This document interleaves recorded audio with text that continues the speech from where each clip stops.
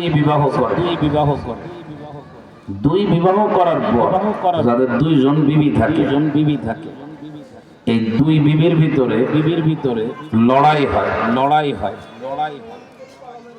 বড় বিবি পাওয়ার খাটায় police, army, জনশক্তি সেগুলো কাজে লাগায় স্বামীরে ঘায়েল করতে চায়। ভাইজান এদিকে আসুন, আমি একা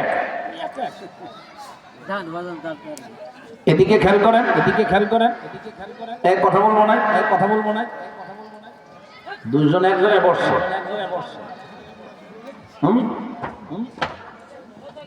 এদিকে খেয়াল করেন, আপনি কথা বললেন না।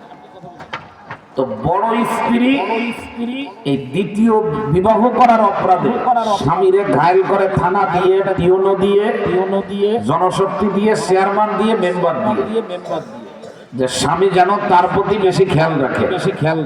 আর ছোট স্ত্রীর কৌশল হলো ও মিষ্টি কথা, প্রীতি, প্রেম আর ভালোবাসা দিয়ে স্বামীরে ঘায়েল করে।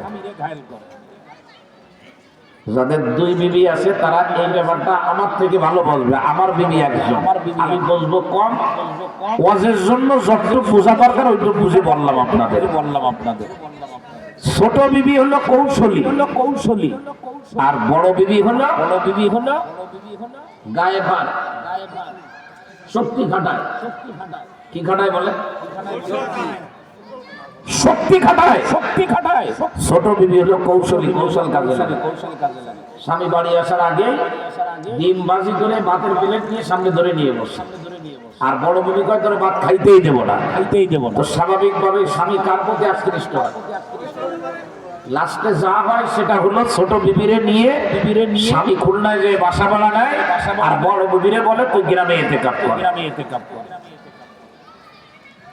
এরকম ঘটনা আপনারা জানেন কি জানেন না?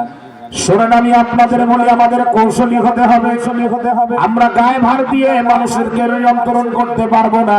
ওরা 1000 মাইল দূরের থেকে আমাদের দিকে গুলি ছড়বে, আমাদের দিকে বোমা মারবে, কিন্তু বোমা আমাদের কাছে পড়বে, আমরা ধরে আবার ফেরত দিয়ে দেব। যদি আমরা কৌশলী হতে পারি, তার মানে মালিকরে আমার পক্ষে নিতে পারি। কার বলে? মালিকের পক্ষে নিতে হবে। ঘরের দরজা বন্ধ করে দোয়া করবেন মালিকের কাছে। জানালা দরজা খোলা লাগবে না, মালিকের সাহায্য ঘরের ভিতরে চলে আসবে। এজন্য আমি আপনাদেরকে এই লাইনে কিছু কথা বলবো। শক্তি দিয়ে কাউকে পরাজিত করা এটা ইমানদারের বৈশিষ্ট্য না। ইমানদারের বৈশিষ্ট্য হলো শক্তির উপরে নির্ভর করে না, ইমানদার টাকার উপরে নির্ভর করে না, ইমানদার জায়গা জমির উপরে নির্ভর করে না, ইমানদার অস্ত্রের উপরে নির্ভর করে না। ইমানদার কাফের বেঈমানরে বলে তোরা হারবি, আমরা দেখবো। তার কারণ হলো আমাদের অভিভাবক আছে, কিন্তু তোদের তো অভিভাবক নাই। আর কোরআন শরীফের মধ্যেও এটাই বলা হয়েছে। এগুলো এখন অনেকে নিতে চায় না, বলে যে হুজুর ঠান্ডা ওয়াজ করে।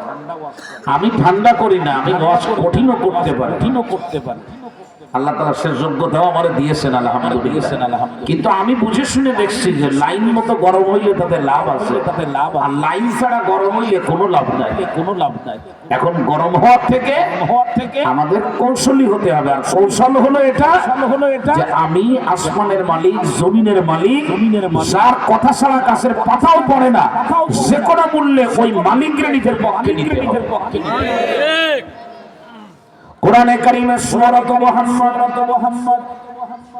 10 এবং 11 নম্বর আয়াত আপনাদের দৃষ্টি আকর্ষণ করব। আপনারা বাড়িতে যে পড়বেন, কারণ আমি তো বিস্তারিত বলতে পারবো না, আমি শুধু ধরায় দেব। সূরাত মুহাম্মাদের 10 এবং 11 নম্বর আয়াত আমার আল্লাহ কোরআনে কারীমের মধ্যে বলেন, আফালাম ইয়াসিরু ফিল আরদি ফায়ানজুরু কাইফা কানা আকিবাতুল লাযিনা মিন ক্বাবলিহিম। মক্কার কাফেররা যখন নবীকে মানে না, তখন আল্লাহ তাআলা আয়াত নাযিল করলেন, আর রাসূলকে বললেন, হে রাসূল, আপনার দাওয়াত দাওয়াত যারা মানতে চায় না, লা ইলাহা ইল্লাল্লাহ মুহাম্মাদুর রাসূলুল্লাহ যারা পড়তে চায় না, ওরা ওদেরকে বলেন সফর করতে। ওরা যদি সফর করে সিরিয়ায় যাবে, মিশরে যাবে, এই অঞ্চলের মধ্যে ইরাকে যাবে। যদি এদিক দিয়ে সফর করে পূর্বের জামানায় যারা আমারে মানে না, তাদের পরিণতি কি হয়েছিল এটা তারা দেখতে পারবে।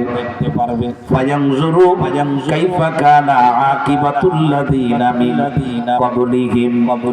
পূর্বে যারা আমারে মানে না তাদের পরিণতি কি হয়েছিল এটা দেখতে পারবে।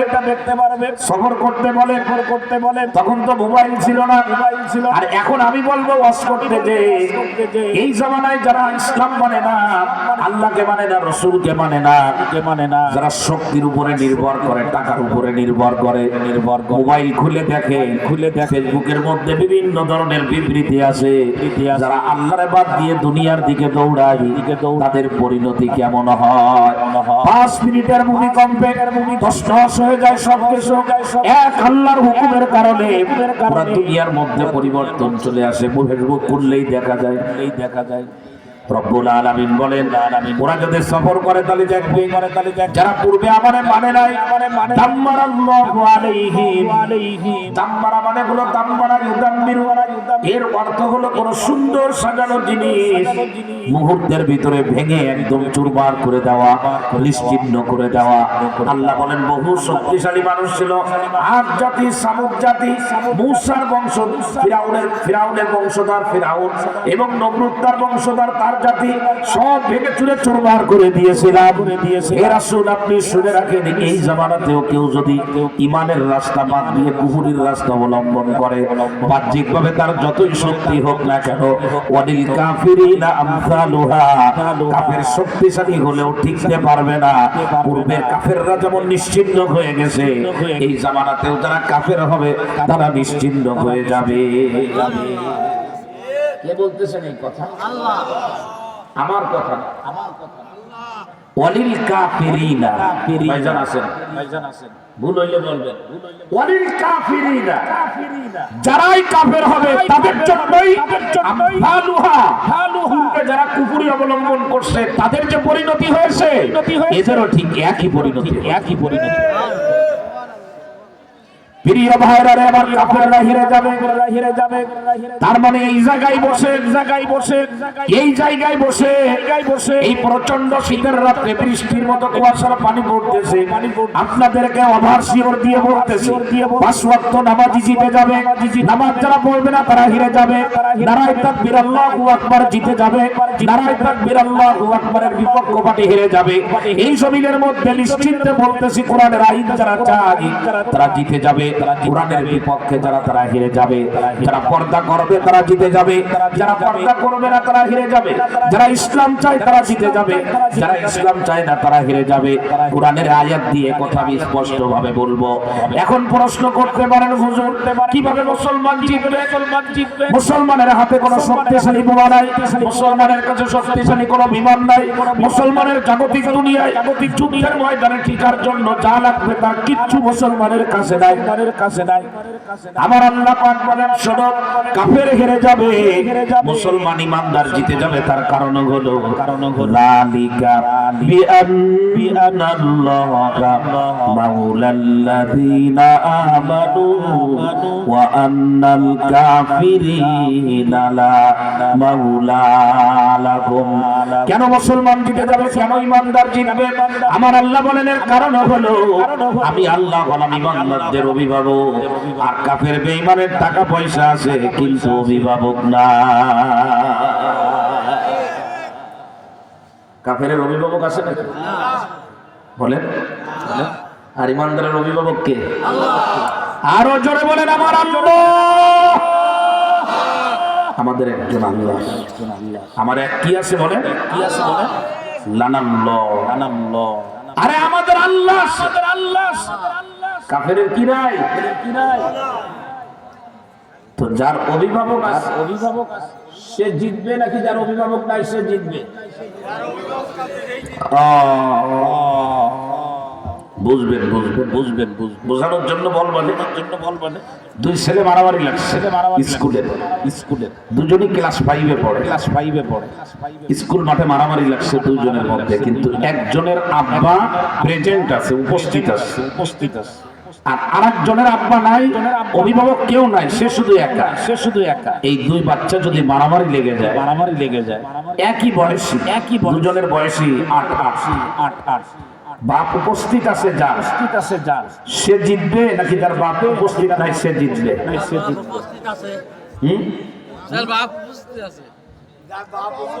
কেন জিতবে?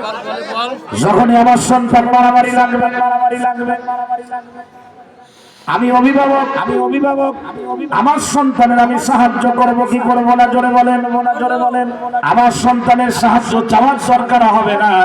আমি যদি একজন সুস্থ মস্তিষ্ক সম্পন্ন পিতা হয়ে থাকি, অভিভাবক হয়ে থাকি, আমার পিতারে কেউ মারতে আসলে আমি তারে আস্তে করে দিয়ে দেব, সে জিতবে। এই জমিনে যারা 5 ওয়াক্ত নামাজের ইহতিমাম করেন, যারা আল্লাহর গোলামি করেন, আল্লাহর সন্তুষ্টি যারা অর্জন করেন, এই মানুষগুলোরে যখন কেউ মারতে আসে হাত দিয়ে অথবা অস্ত্র দিয়ে, তখন এই মানুষটারে রক্ষা করার দায়িত্ব কার? জোরে বলে। বিশ্বাস করে। এজন্য যে কোনো মূল্যে আল্লাহর সাথে সম্পর্ক গভীর থেকে গভীর করা দরকার। যখন গভীর সম্পর্ক হবে তখন আবার যখনই কোনো জায়গায় বাধা আসবে সাহায্যের কুদরতি হাত পাঠিয়ে দিবেন।